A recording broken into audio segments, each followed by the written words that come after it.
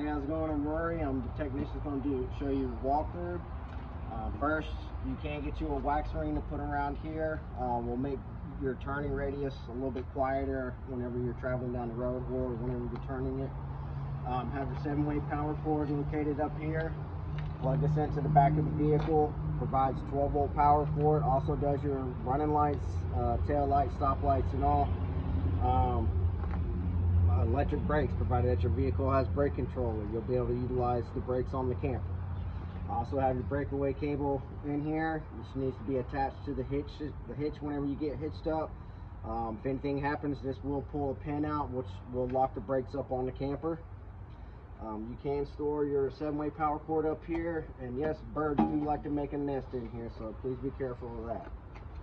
Alright, back behind here we've got our docking lights, which is going to turn on the lights on the front of the camper. We also have our extend and retract for our front legs only. Basically this is for loading and unloading the camper, and also for leveling it front to back.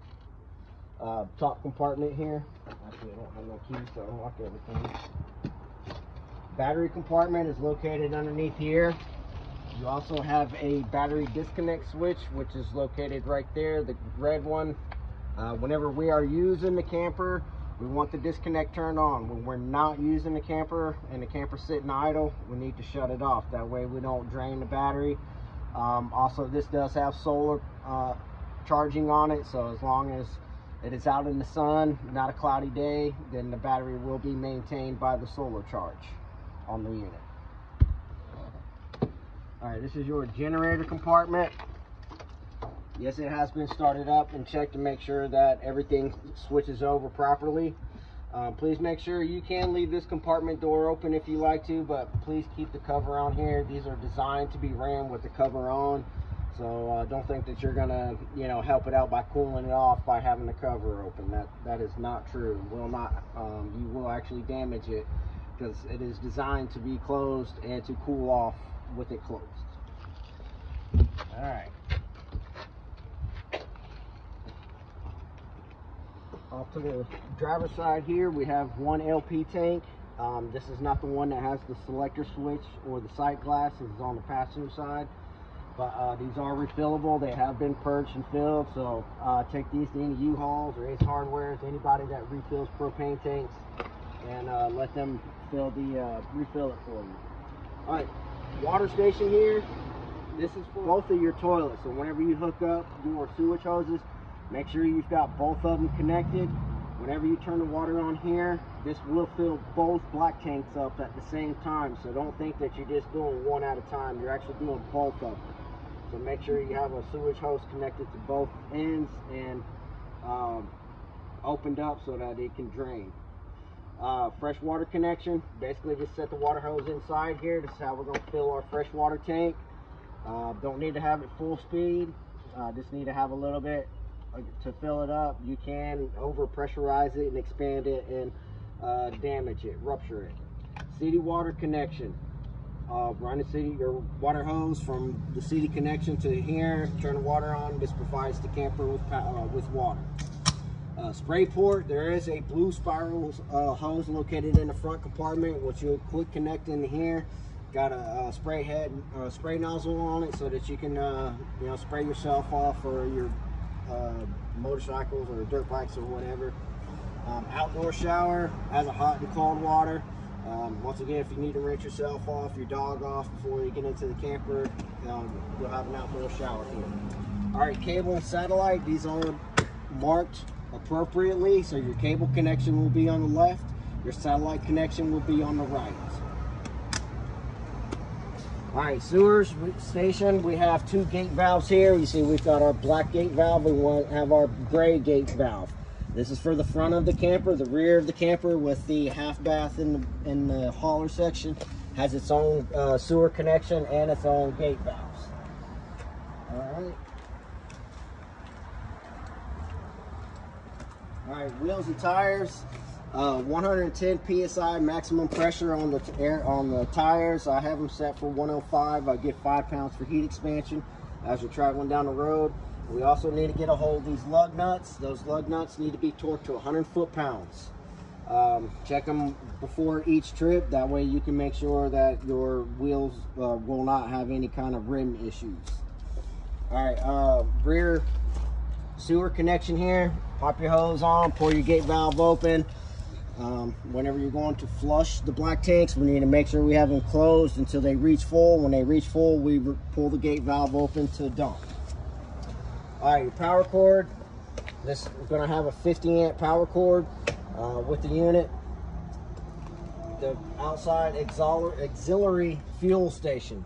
So you can turn your pump on from here, you can shut it off from here, and this will also let you know what your fuel level is at. Right now you don't have a whole lot of gas in there. We just put 5 gallons in it just to get it the generator start up and run so that we can do our checks on it. So you will have to fill your gasoline up. Here's where your spout will be to fill up, say, four-wheelers, dirt bikes, or if you have a gas-powered golf cart. All right, roof access ladder. This does have a weight limit on it. Weight limit is 250 pounds maximum weight to climb up on the ladder and to get up on the roof. Yes, you can walk on the roof. The roof has a 3/8 decking on there, so it's not real thin, but it's also not too thick and heavy for the camper itself. But you'll pull your pins out, pull the ladder down, go up and do your roof inspection if you need to, and then come back down, press it in, and pin it back up. All right, the back of the camper here, your spare tire is located at the back on the bottom here. You will need a 3/4 inch socket to remove. Basically, this is a cable drive. It will drop the tire down. You can take the tire off, put your blown tire up there, and run it back up. All right, this is rear camera on the back of it. There is a QR scan code on the inside that you're going to scan with your cell phone. You're going to download the app, and then it's going to put in your username and password, and then your phone will actually be the monitor for your backup kit. All right, leash latch here. If you need to tie up a dog, yes, it's attached to something more solid than the flimsy J-wrap, so you can put more than a chihuahua on this. All right, outdoor entertainment. You got a spot for your TV backer here. Put your TV up, plug your cable in, plug your 110 power for the TV into there, and that way you can sit outside and chill with some TV. Down here we've got our extend. This is for our rear stabilizers. So we're just simply going to push that down. Sometimes one will come down at a time. Vice versa when it comes to going up.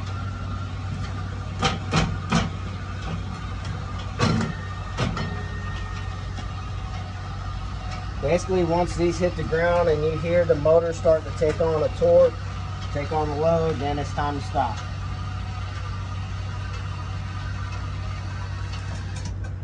Alright, so now the rear of the camper is stabilized. Alright, your rear entry steps. These are the traditional trifolds. Try to get some black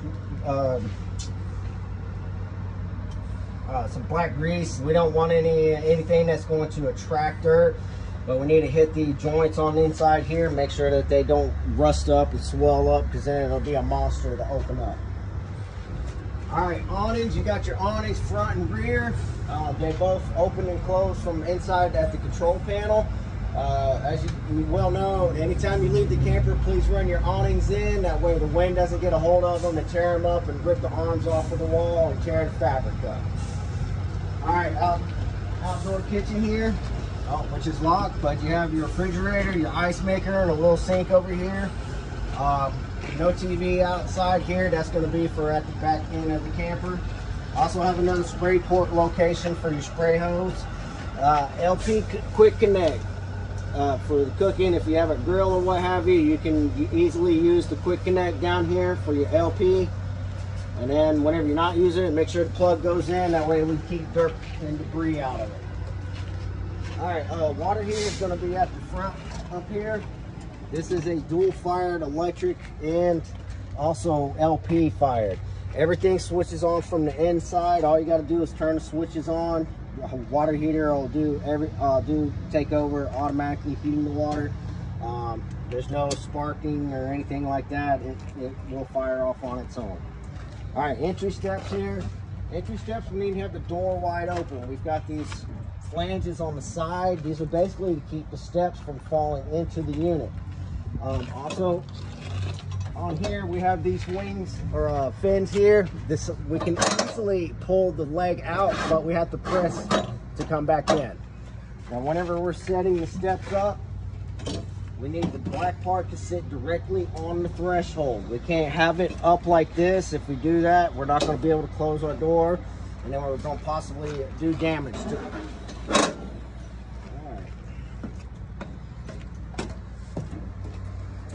All right, first we've got our electrical panel right here by the door. This houses all your 110 breakers and also your 12-volt fuses. There's going to be an LED light that will emit when whichever fuse is happening to pop. Life safety, we've got the fire extinguisher at the front door. Smoke detector is located in the hallway here to the bedroom. And you have an LP detector down here at the bottom of the kitchen island. All right, control panel here. This is the QR scan code that you need to scan with your phone to download the app for your rear camera. The rear camera has one on it, but they also put a sticker on the inside here so that you don't have to climb up and try to scan it that way. All right, 110 hot water heater. This will turn on the 110 element, provided that you either A, got the generator running, or you're plugged in on your shore power. If you're plugged in on that, you can use the 110 element, provided there's water in the water heater. For the LP side, water heater, this is for the LP side. Only time you're really going to use this when you take a shower. Most of the time, the 110 volt's going to handle all of the heating capacity. All right, water pump, provided that you have water in your freshwater tank, you can turn your water pump on. Battery, we've got multiple ways of checking the battery. We've got that button there. We also have this digital display here. So our battery voltage is a little bit low. Son is trying to charge it up right now because I've got lights on and stuff like that. So, all right, inside LEDs, it's going to be all around up over the kitchen countertop there, over the slide box. All right, outside LED, it's going to be for your awning lights. These do not have strips that go across. They actually have the lights in the arms themselves. Living room lights, basically this does not rock. It does rock, but it does not rock up to the top and stay. It actually rocks and then goes back down to the bottom.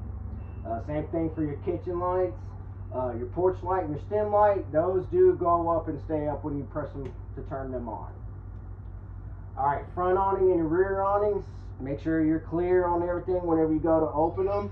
And also make sure there's nothing in the way when you're going to retract them. And then we have the slide button here. This is for your only slide in the middle section. Bedroom has a separate slide button on its own. Thermostat here, this is for the AC that is located in this area. It's just simple presses of the long bar down at the bottom to go through your fan cycle or your cooling or to your heat. So whatever your preference is on what the temperature is inside, this will show or display a true reading. It does not just display what temperature we want to set it at. It actually tells you what the actual temperature is. All right, radio here, there's no remote control for it. They got a QR scan code for you to scan with your phone. Let your phone be the remote to operate the radio. A little bit of storage in here. We'll also have our TV backer. This one here can go in the living room. Basically, you're going to mount it to this piece right here, this trim. That is where the stud is, so you can mount it here. Or you can take it outside, mount it on your outside one. Or you can, if you prefer, get your own swivel TV mounts. That way you can be able to change the viewing. All right, electric fireplace down here. This is a 110 volt fireplace, so it actually does put out heat. Does pretty good for here in Florida. We don't need to have a whole lot of heat down here. So, all right, up to the front now.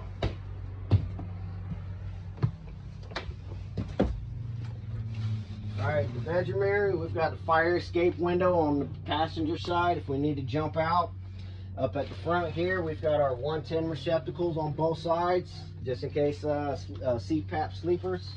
Also have 2 USB charge ports on here on this base. This is supposed to be for a Bluetooth flashlight or speaker or something like that, but they do have 2 USB charge ports over there on the driver's side. You also have USB charge ports. Lights up underneath here. They got buttons in the center of them, so you don't have to have every single light on if you're trying to boondock or dry camp. Come around. All right, storage up underneath the bed. This is about as high up as that thing's gonna go. My suggestion it would be to let go of the shocks. That way you can lift this thing up and actually load and unload stuff out of it without having to kill your back.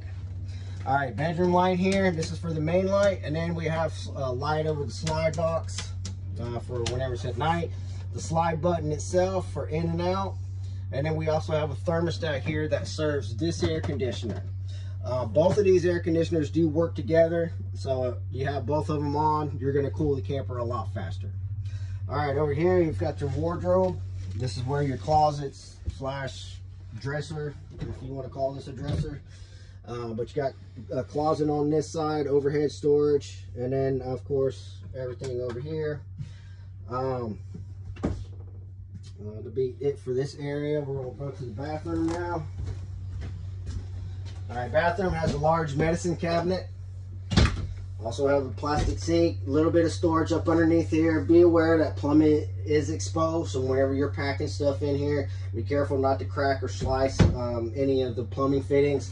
Or whenever you get to your camping destination, you're gonna have water already leaking out. All right, magnetic strip on the shower door here. Please, whenever you are traveling, make sure that this is in the closed position. If it is not, whenever you get to your destination, you're gonna come in here and this glass is gonna be shattered and poked holes in the walls. Yes, you can upgrade that shower head to get something that puts out a little more gallons per minute. That is a rather small shower head there, but it's manufactured grade. All right, the toilet here is a porcelain toilet bowl, so no worrying on am I going to crack it whenever I lean over to wipe. Also have another medicine cabinet here for a little bit of linen storage, towels, washcloths, and whatnot. Also have your exhaust fan. This is a 12-inch max air fan. You will pull this down and open it.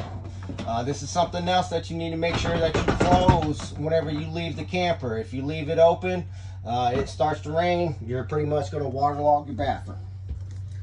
All right, there's a generator start button behind this door. All right, down here we've got our generator start button. You can start it at the generator itself, or you can come in here and start it.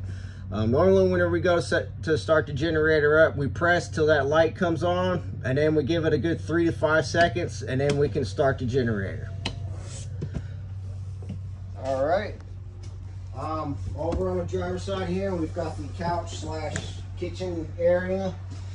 These do recline, also have lights, a heat and vibrate feature on there. These zebra shades, these are great shades, but whenever we're transporting, we need to make sure those are all the way up. Your sconces, they do have a button at the bottom of them to turn on.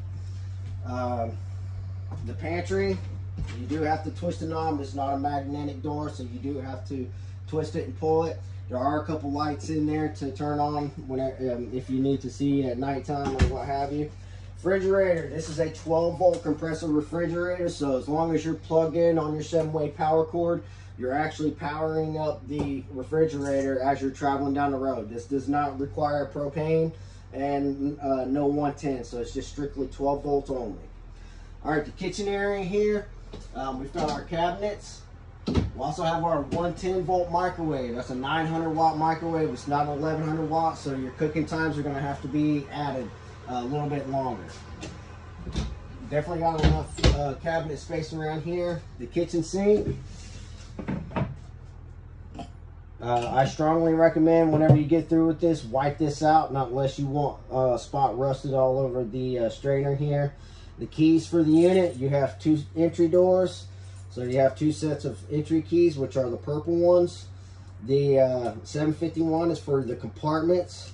And this guy here is for the fuel station outside. So those are going to be located in here. Up around there. Hand sanitizing station. You can either refill from here, or you can reach up under. You can't reach up underneath the cabinet because there is a compartment. Not in a compartment, but there's a panel here that accesses underneath here all your sink plumbing and all. All right, down in this drawer here, we do have some manuals for the unit. Also have your tire pressure monitoring system.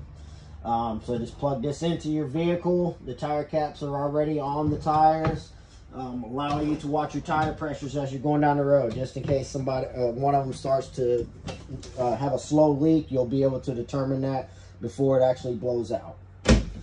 All right, back here. Oh, also have a loft up here. This is where you're going to put your ladder, which is located down in the floor there. Should be strapped down so that way it doesn't go sliding around. But yes, there's a loft up there. Mattress would be a nice place for the kids to hang out. All right, back here in the hallway section, first we've got our little half bathroom. Once again, got a porcelain toilet, and you got a little half a sink here. You can open this up if you need to, or you can leave it closed in this way, but you just simply pull your latches. That will allow you to move things around to open this section up, provided that you need the extra room. All right, light switches. Over here, we'll take this. There are straps up here to grab a hold of, and the button up on the top right here, which I'll leave it in this position. Whenever, by the time you get it, then you'll know how to latch it back up if needed. But yeah, just open it up a little bit more. So you do have a fire exit window outside there, and we have vents. We got one up top here on the driver's side, and then we got one down low on the passenger side. So this side here needs to be opened up to take air in, and then that side there needs to be opened up that way to push the air out. Basically, it's for the fumes, the gas fumes, and stuff like that. All right, for entertainment back here, we do have a spot for a TV backer. So you're gonna mount the TV backer up here, and then you plug your cable in your 110 in. All of these AC vents are rotatable, so you can move them in the different areas that need to be cooling. I pretty much just have them pointed straight towards the back at an angle. That way it can pass the air around right. All right, over here we've got our bed lift.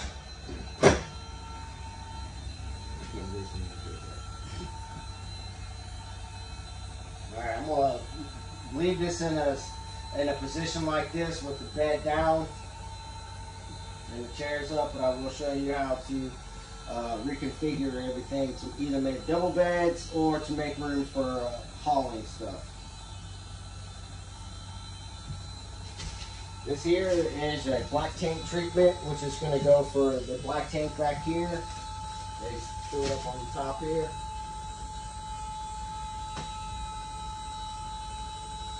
Alright, so this is as low as this bed will go. If you want to remove the bed, you'll just simply remove the cotter pins here and lift the whole thing up, all four corners, and then you can lift that off of here, and then you can take it out if needed. Now, there is a lock on here, a sofa lock. Right now, these chairs this is in the sofa position, but we need to fold it around to make a bed. We always need to make sure we unlock this or lock it whenever we're done with it. That way we can't pull these up. But if you do need to pull it up into a chair, unlock it and then roll it around. Now, whenever we go to put the bunk up, we're gonna fold these down. You lock them if you need to, but there's little clips over here that we fold in and out. So whenever we want to bring the bed down, we're gonna fold those in. But whenever we want to leave that top bunk up, we're gonna fold all of these down on all four sides.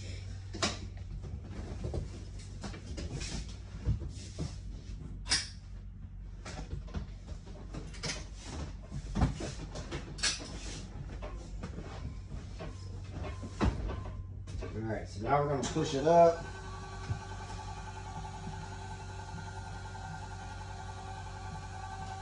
The steps on the wall there, they are for your back patio whenever you lay the door down. you will have a specific area where those steps will latch into.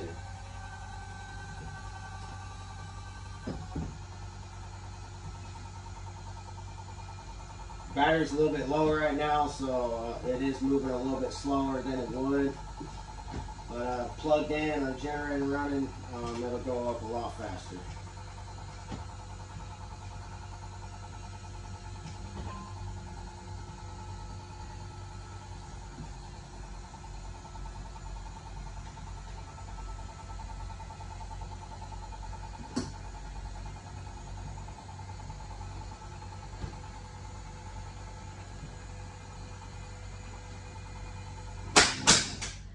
Alright, you heard the clicks. That means that the top bunk is locked in. Now we can bring these down if we need to. You can leave those up if you have something like a golf cart or something in here. You can leave those up if you need to. Or we can take them and we can swing them down. So first of all, I'm going to lock the sofas in. Then we've got these D-clips on the bottom part here.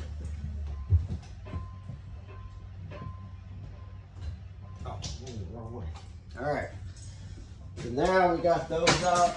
Now we're gonna have to pick it up and pull it out of the notches that it sits in so that they can lay flat up against the wall. You can lower these down until they touch, till the floor touches the bottom of the cushion there, but you don't want to go down any farther than that. The notch here, actually let's look on this one because it's facing this way. Whenever we go to put these up in here, we need to make sure we get this into the notch in here. You can see it move a little bit. I can't move it too much because I got the D-clip in there. So these are just different ways that you can configure this if you need to pull something in and not have to worry about taking your furniture out. All right, we've got plenty of strap down points on here depending on what kind of toys you're gonna have in the toy hauler. So at this time, keep up with your roof inspections twice a year. Come in and get it inspected. Make sure that you have it documented that you've done a roof inspection. That way, if any water damage does happen, you do have the paperwork saying that you have performed a roof inspection. That way, warranty will cover the water damage. Other than that, congratulations and have fun.